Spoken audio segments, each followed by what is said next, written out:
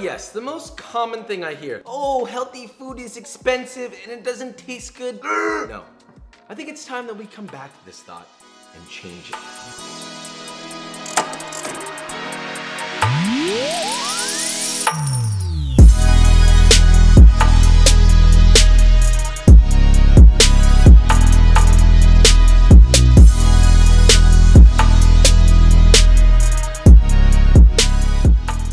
Okay, so welcome back to episode 2 of, no, 3. Why can't I never remember this? I don't remember people's names, numbers. I don't know the months in order. That's actually true. I'm ashamed of it. This is the first time I'm saying it, and I can't wait to get made fun of. Now people are gonna call me and be like, hey Josh, you know what comes after February? And I'm like, no. It's March, right? Things that are healthy has this stigma of, like I said, being expensive and being not very tasty, and it's just not true. Something being healthy can be perfectly affordable and perfectly delicious. You just gotta understand what to do. You gotta use that old noggin. The whole point of this series is there's no trick, it's just understanding technique. So without giving it all away, let's make this, shall we? So despite the fact that I normally don't eat breakfast, we're gonna start with a new style breakfast by making shakshuka. You're gonna start off by dicing 1 red bell pepper and thinly slicing 1 sweet onion, obviously peeled. In a large saucepan, toss in 3 tablespoons or 42 grams of unsalted butter, and once that's hot and bubbling, go ahead and add your bell pepper and your onions, along with 4 cloves of garlic, which I forgot to add when I was filming this, so just let's pretend that that's in there, alright? Thank you. Season that lightly with salt and pepper. Salt helps that water draw out of there so it cooks a little faster. Now cook that over medium heat, just until the vegetables begin to soften. Then add 1 teaspoon or 2 grams of cumin, 1 teaspoon or 2 grams of sweet paprika, and half a teaspoon or 1 gram of cayenne powder. Just let that saute until the spices become nice and fragrant, then add 1 28-ounce can of crushed tomatoes. Stir that together, scraping the bottom of the pan. Now just bring that up to a cauldron bubbling simmer. Make little indentions and crack in 6 whole eggs. Be careful not to break the yolk, alright? We want that runny boy. Then just pop that into an oven that's been preheated to 375 degrees Fahrenheit or 190 degrees Celsius for 7 to 10 minutes or just until the eggs are set. Pull that bad boy out, and optionally you can garnish it with a little bit of feta and cilantro, which will tack on another $1 to the total of this. Shakshuka is great on its own, but I personally like it on a nice piece of toast. You can use whole grain toast, or if you're trying to get ultra shreddy freddy, then you can put it on vegetables and it's great like that too. Which puts you at around $6 to $7 for 2 to 3 servings of food, totaling out at $3 per serving. Next up is Peanuty Pork. Yeah, maybe we work on the name. First, we're gonna make a little stir-fry sauce. In a small bowl, mix together a 1/4 cup or 60 milliliters of soy sauce, 2 tablespoons or 30 milliliters of rice vinegar, or regular, 1 teaspoon or 6 grams of granulated sugar, and well, you know, this is where I would say 5 cloves of garlic, but for some reason I keep, I bought this as normal garlic, and it just came with like this. I don't know what, yeah. Anyway, grate that, and then a 2-inch knob of ginger, also grated. Mix that together, and add 2.5 teaspoons or 7 grams of cornstarch. Mix that in, and your sauce. Now let's talk about pork. So here I have 1 pound of value cut pork chops, but you can kind of use whatever you want, whatever's in your budget. Then just cut those into 1/2-inch little cubes. Preheat a large skillet with 2 tablespoons or 28 grams of neutral tasting oil over medium-high heat. And once that's ripping hot, add in your pork and let that sear for about 2 to 3 minutes before tossing to get that nice golden brown color. Take that out of the pan, then add 4 diced ribs of celery and 1 bunch of green onions sliced, and constantly stir and cook over medium-high heat, aka stir fry, just until it begins to soften and generate a little bit of color. Then you're gonna add in 1 Fresno or serrano chili that's been very finely chopped. And if you wanna know how I do that, basically I cut off the top, cut around the inside to cut out that membrane and all the seeds, and then lay it out flat, slice it into very thin strips, as evenly in size as possible, then turn those strips and cut them across to get tiny little cubes. Now that's the way I like to do it. Lots of people do it differently. Don't be mad at me if it's not how you do it, all right? Go yell into a pillow or something, I don't know. Anyway, add your chili, let that saute for about a minute. Add your pork back to the pan, make sure your fire alarm goes off. That helps a lot with the flavor development. It's really a necessity to the process in my opinion. Finish that off with your stir fry sauce. Let it cook for just a few seconds until it thickens, stirring constantly. Take it off the heat, and then add in about a 1/3 cup or 55 grams of roasted peanuts that have been roughly chopped. Now all there's left to do is spoon it into a bowl along with some steamed rice, or you can absolutely use cauliflower rice if you're watching your carbs, whatever, you know, I don't know your thing. White rice is my weakness, so I will absolutely eat 45,000 cups of it within any given second. Now, with the total cost of this being around $7, and the fact that it serves 2 to 4 people, that puts you around $2 to $4 per serving.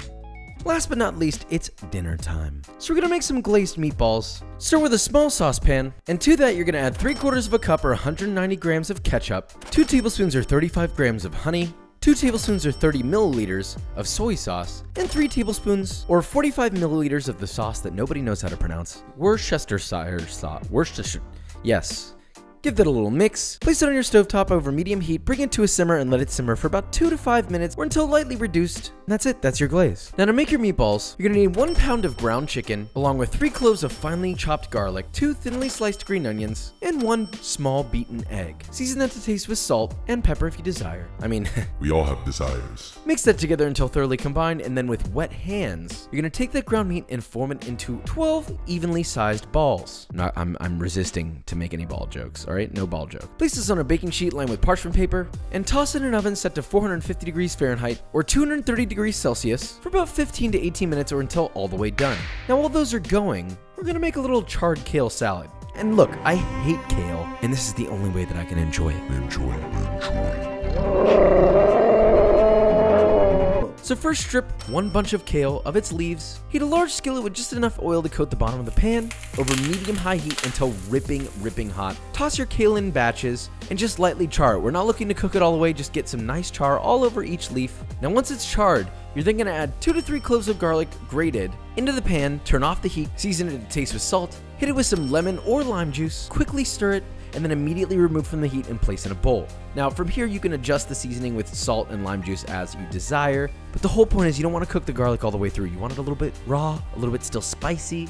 Now at this point your chicken meatballs should be done. Pull them out, give them a generous brushing of your glaze, and then place them back in the oven under the broiler for just a couple minutes until they get nice and sticky and a little bubbly like so. Now to serve this, it's very simple. Get a nice little plate. Optionally, you can put a little smear of yogurt or sour cream or any sort of like creamy, tangy little thing along with your meatballs and your charred kale salad, and that's a beautiful way to end the night. Now the grand total of this comes up to $7.44, and with it serving 2 to 4 people, that puts it at $2 to $4 per serving. Hot dog is a glizzy, meatball is a gat.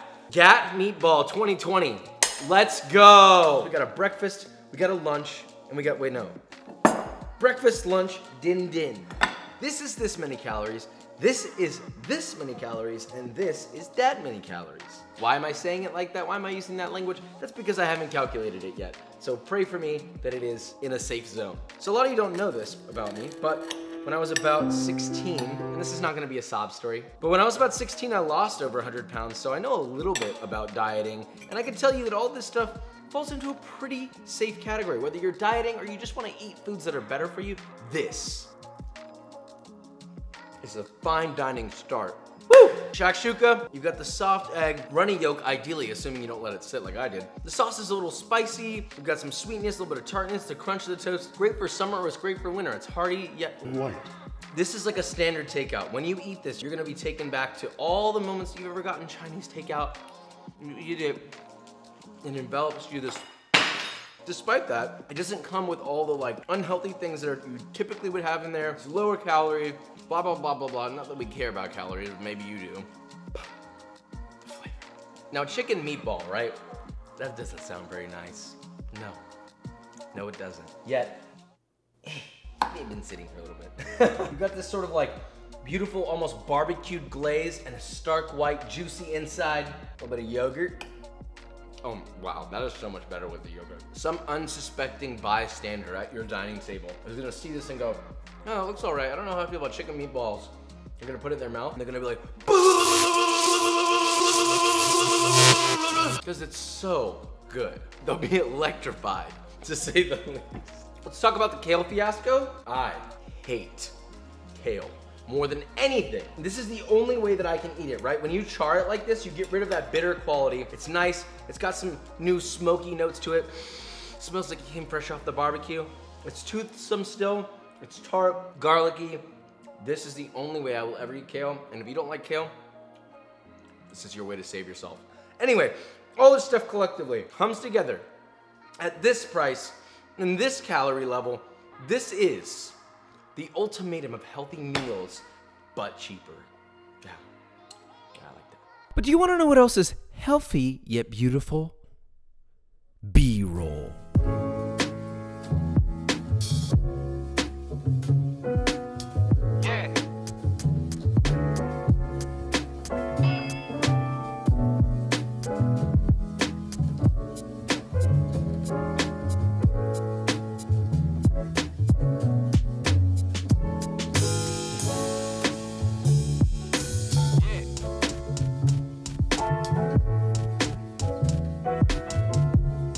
So, we made a breakfast, a lunch, and a dinner. This is just the first of many. I want to explore this topic a little more, but I want to hear what you guys have to say about it. So if there's something in particular you want to see on but cheaper, or something healthy that you want to see and combine with that, whatever, these are two subjects that are very important to me. A lot of people need help with this, and I have the information, but I want to know exactly what you want. So let me know in the comments below. I mean, that's really it. It's healthy meals, and they're affordable, and it's yummy. This goes to show that with a little bit of care and a little bit of technique, there isn't really a difference between something that is healthy and flavorful and expensive. It really just comes down to your own creativity. That's all that matters. Papa love you. So with all that said, if you enjoyed this video or you learned something, leave a like, subscribe, and I will see you next time. There's no cabinet, so... Bye.